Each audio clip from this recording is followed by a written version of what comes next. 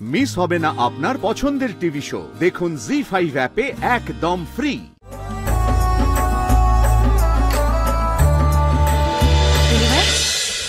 তুই শিওর হয়ে যা করার করছিস তো? ওই লোকটা কিন্তু সুবিধার নয়, আরেকবার ভেবে দেখ ভালো করে। আর কতবার তুই নিজের পায়ে কুড়ুল মারবি? এতদিন তো নিজেই নিজের পায়ে কুড়ুল মেরেছি, এখন যখন কুড়ুল আমার পায়ে এসে পড়েছে তখন যত যন্ত্রণাই পাই না কেন সরিয়ে দিতে পারলাম না রে।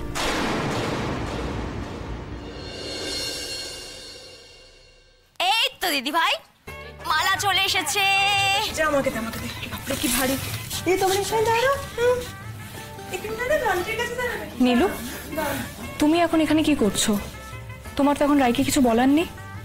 তুমি প্লিজ যাও এখন এখান থেকে, আমরা রিচুয়ালগুলো সেরে নিই। এই তো মালা এসে গেছে। বাবু আছে এখানে এখানে। কিন্তু বলছি এক্সট্রা মালা আছে নাকি আমাদের? না মানে মা বাবার মালা বদলটা তাহলে সেরে নিতে পারতাম। কি বলতো, আগের বার তো মা বাবার মালা বদলটা এক্সপিরিয়েন্স করতে পারিনি। এইবারে ভাবছিলাম সবার সামনে যদি মালা বদলটা একবার হয়ে যেত তাহলে ভালোই হতো আর কি, আমরা একটু সবাই মিলে দেখার সুযোগ পেতাম। বাহ, এ তো দারুণ প্রস্তাব।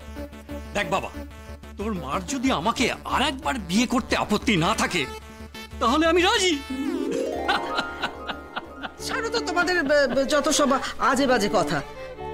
ওদিকে পাত্র পাত্রী তো দুজনের গলায় মালা দেওয়ার জন্য অধীর আগ্রহে অপেক্ষা করছে। হ্যাঁ, তাদেরকে দেরি করানোটা ঠিক হবে? ঠিক ঠিক কথা। এই তোমরা শাক ভাজা উলু দাও, আর তোমরা দুজনের গলায় মালাটা পরাও।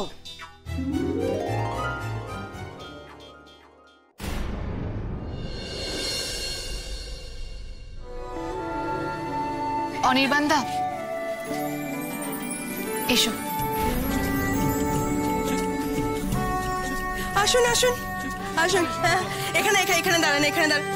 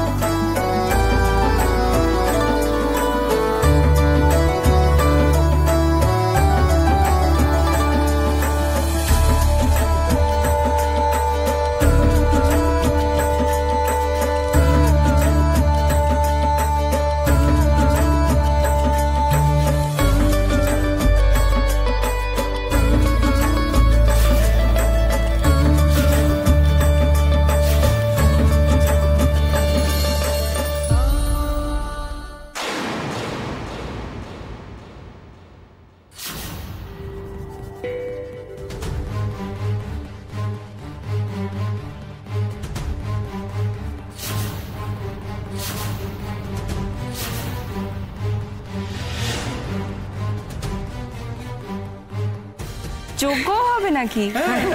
আমি তো ভাবলাম শুধু মালা বদল আর সিঁদুরদান হবে।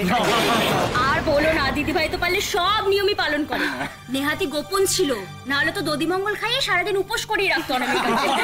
না না, তেমন কিছু তো আয়োজন করাই হয়নি। সেরকম ঘটা করেই যদি বিয়ে হতো তাহলে তো পুরোহিত ডাকতাম, বিয়ে তো ডাকাই হয়নি। বলছি, এই ছোট, এই লাইটারটা তো এখানেই রেখেছিলাম, তুই কি দেখেছিস কোথায় রেখেছি? আমি তো দেখিনি দিদি ভাই। কিন্তু এটা কি করে হয়? আমি তো লাইটারটা এখানেই রেখেছিলাম, কোথায় গেল? আরে দাঁড়াও দাঁড়াও দাঁড়াও, আমার কাছে লাইটার আছে একটা। এই নাও। লাইটার তোমার?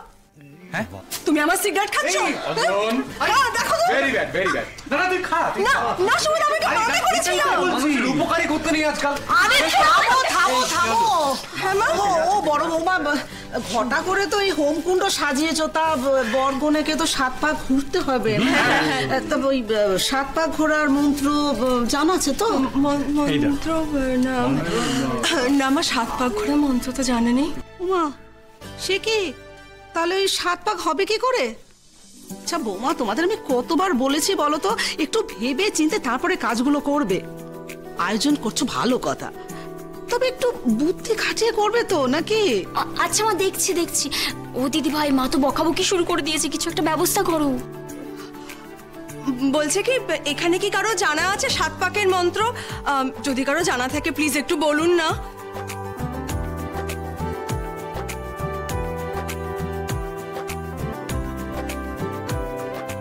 মন্ত্র হয়তো মনে নেই, তবে 7 পাকে কি কি বলা হয় তা মোটামুটি জানি। ব্যাস তাতেই হবে তাতেই হবে। আসল তো মন্ত্র নয়, মন্ত্রর সাথে মন থেকে বলা কথাটাই হচ্ছে আসল।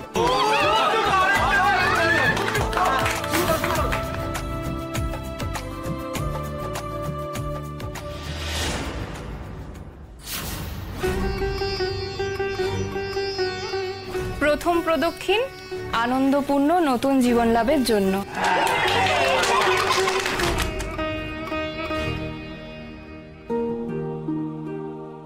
যেও না, দেখো এসব বিয়ে টিয়ে না দেখার সেকেলে নিয়ম তোমাকে মানতে হবে না বোন।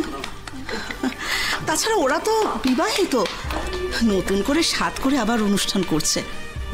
তাতে তুমি যদি সাক্ষী থাকো, ক্ষতি কি? আর মায়ের আশীর্বাদ মেয়ের সাথে থাকলে সব বিপদ কেটে যাবে, বুঝলে?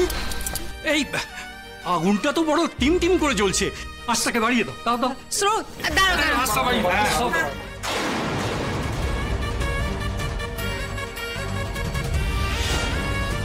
তৃতীয় প্রদক্ষিণ হচ্ছে মঙ্গল লাভের জন্য, যাতে তোমরা সারা জীবন অমঙ্গলকে কাটিয়ে মঙ্গলকে আহ্বান করতে পারো।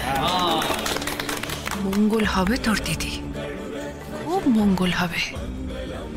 আজই তুই একেবারে মঙ্গল অমঙ্গলের ঊর্ধ্বে চলে যাস, যাতে সেই ব্যবস্থাই করছি আমি।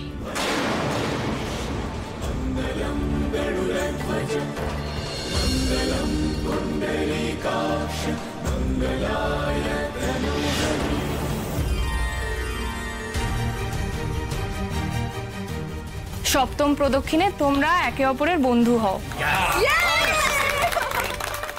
পরস্পরের সখাসখী হও, একে অন্যের দুঃখ সুখ হাসি কান্নার ভাগিদার হও।